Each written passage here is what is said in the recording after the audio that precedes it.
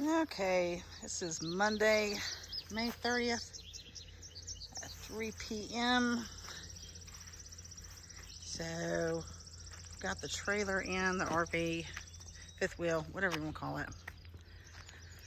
Let's see. Of course, he's laid the gravel down.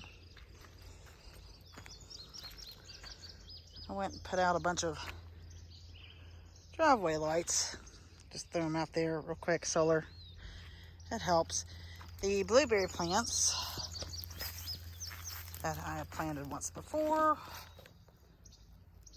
are doing okay. I had a weed around it, of course, and I knew I would, and we went ahead and put out some wood chips. And this is the blackberry patch. That's a little blueberry plant, which I think is going to end up dying because I left it out on the deck at the house, and I think it cooked it. I didn't forget to water it. It just, I think it got in the black little planter container. It just got too hot. And, oh yeah. Here's another one. We'll see. We'll see.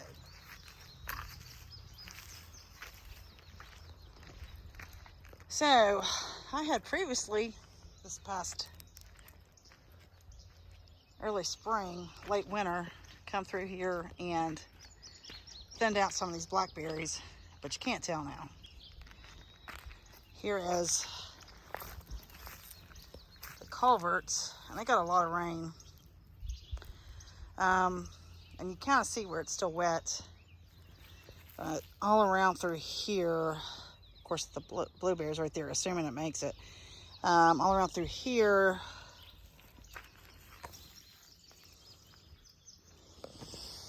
I'm going to put some plants that are typically used for rain gardens. So hopefully that'll address that. RV's in. There's a solar panel. And it does really well. Right now it's in the, kind of in the shade, but still, the type of cells that are used in that solar panel, it still works in the shade. I got to get a longer cord.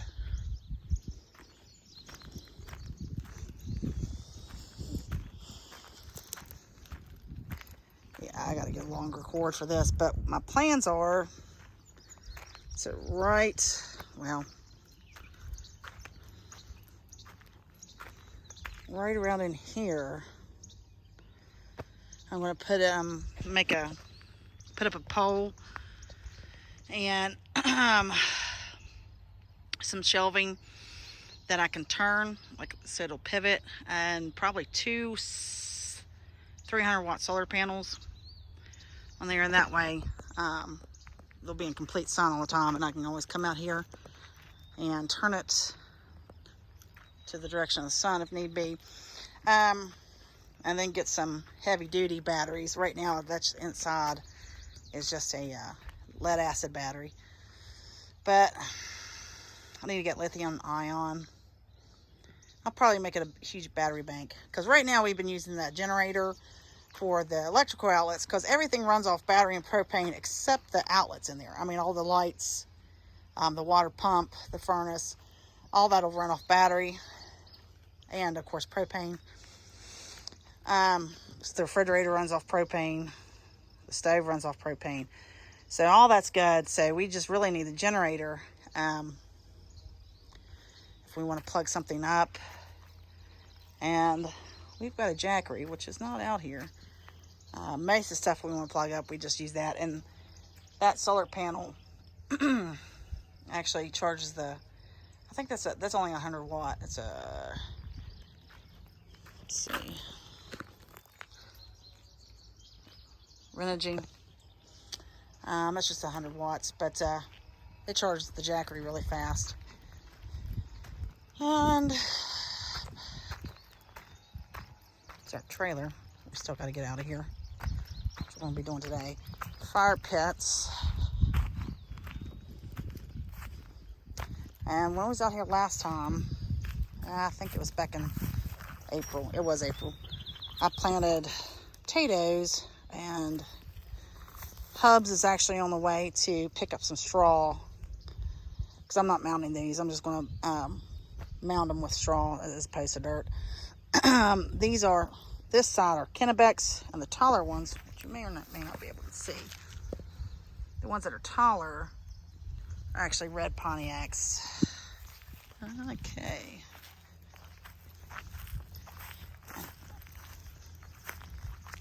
Matt got out here with a weed eater. Got this. Because all of this, you can see right through here, and we'll be able to tell once we get a little bit closer. It's nothing but goldenrod. And, yeah. It was out competing the grass. But you can see before where they come through here with a mower or something and they cut down the goldenrod, and the grass will grow just fine. So I wanted him to at least get some of this goldenrod cut down, so that way the grass would have a chance to grow, and then he can come through with a mower.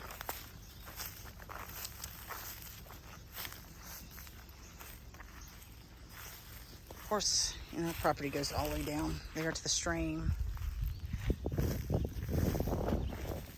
Let's see if I can zoom in. This is completely shaded down through here.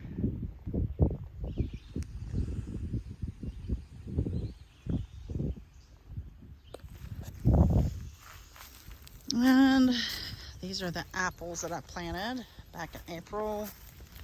This one is the Granny Smith. I don't know if you can tell. Well, here's a good one. It's got apples on it.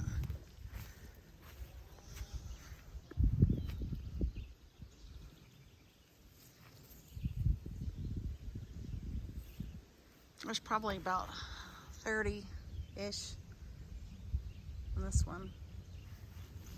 There's a skunk that lives around here. I planted some asparagus.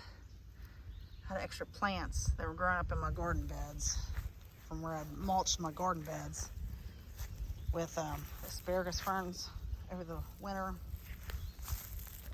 and these started growing up. I'm not sure. Not sure if they're going to make it, just because I did a soil test, and the soil is really low pH, which is great for blueberries. I think the soil test I did, it was about 5.2 was the soil pH, but asparagus likes soil pH close to 7. But if they can just at least start setting roots, my plans are to put some of our wood ash around them, and that actually naturally lowers the soil raises the soil pH. So, plus it adds a lot of potassium and calcium to the soil, wood ash does. This is the McIntosh, which I do not see any apples on it, but it's kind of been traumatized. I think Matt, when he was trimming one of the trees back here back in April or something, I think he broke that. I don't know. It's not a big deal. And of course the deer have graciously come through here and trimmed off all the new growth. That's why it's kind of naked from here down. That's all right. I mean, we got all these stakes and we got some fencing to put around them, and we haven't got around to it. And yeah, they'll grow. They may not flourish this year, but by next year they'll be tall enough to where the deer won't really mess with them. But you can see this is the Lodi apple. They've got apples coming on it. Uh-oh. So little baby apples. So we'll see. And all the goldenrod. We saw, today is Monday, we saw a bear out here Friday night. Not here, but up the road. I'll show you. Of course, I got some ferns. Yay!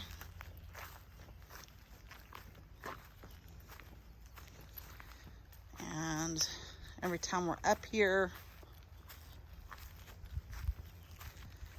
Matt's going to be working on getting this tree cut up into pieces. And there's all kinds of nastiness stuff back behind there. Let me see if I can go back through here. Probably shouldn't. Oh, because I don't have a pistol on me. But it's alright. I'm making playing noise. So if there's a bear around, they'll hear me. Okay, so lots of trees. I'm not going too much closer to the wood line because, again, I don't have a gun on me. Okay. It's goldenrod everywhere.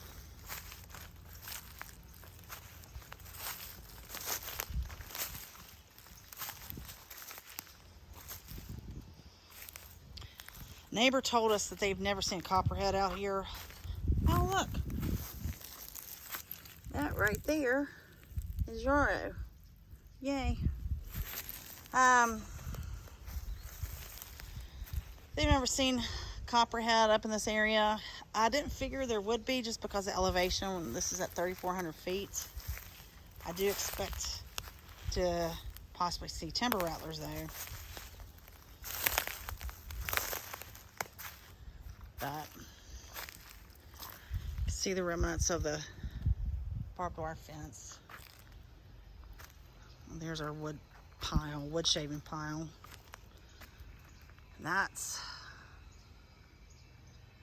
what the excavator had to do in order to get a level spot for the fifth wheel.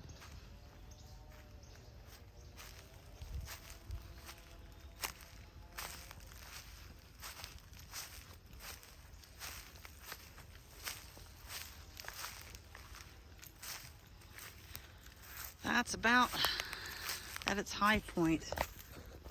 Minimum of 5 feet, probably about 5.5 feet. Walk around.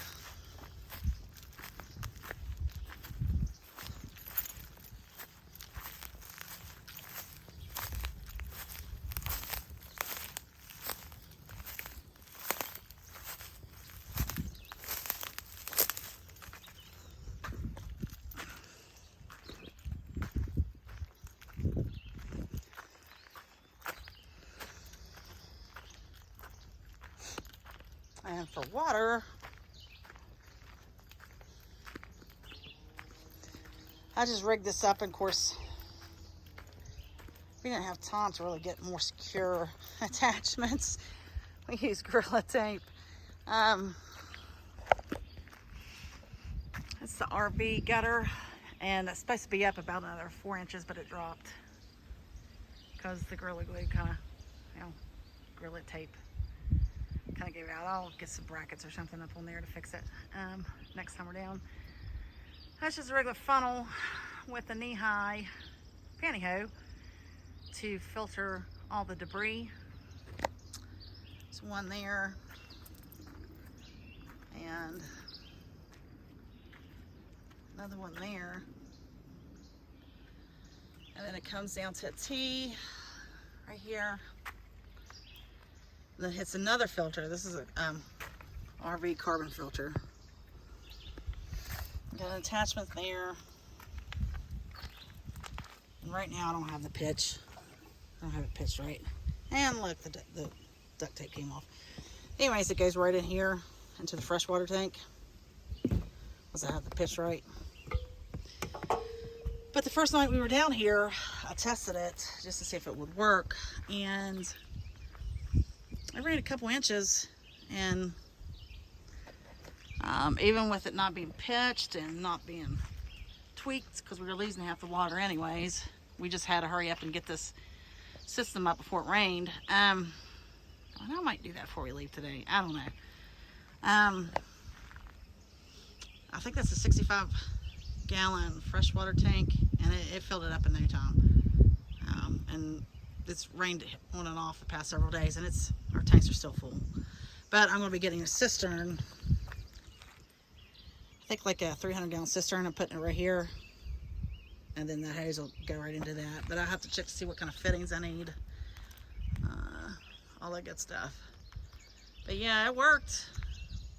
Definitely proofed it out. And then on the inside, for what I did, even though it's already basically sediment filter is one filter, the carbon filter there is a second filter, so it's double filtered. But on the inside, and that's fine for washing dishes and taking a shower.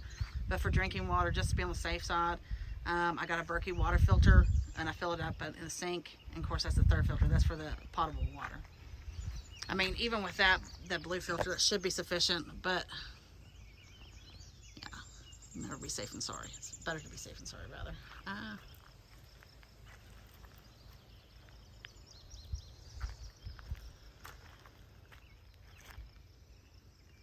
So we still have some more cleanup to do.